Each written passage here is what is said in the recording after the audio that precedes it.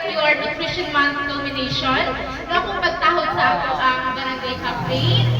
And of course, saya ka makinapusgang barangay councils sa ako ang kauban sa DOH, no, si Sir Rom, grabe dyan siya ka-active, no? Kita dyan mo tanan.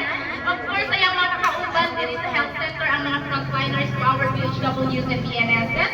Ug sa uban niya sa health staff, and ako ang midwife, no, si Ma'am T.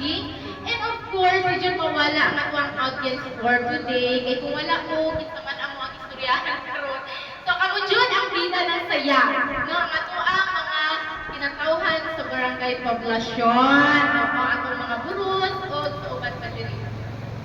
So, karon ang ato ang tema is ang sapipan sama-sama sa nutrisyong sapat para sa lahat.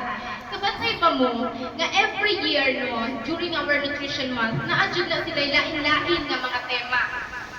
Because, kailang mga tema bitaw, ginabase na nila sa problema sa pinagit na i-address.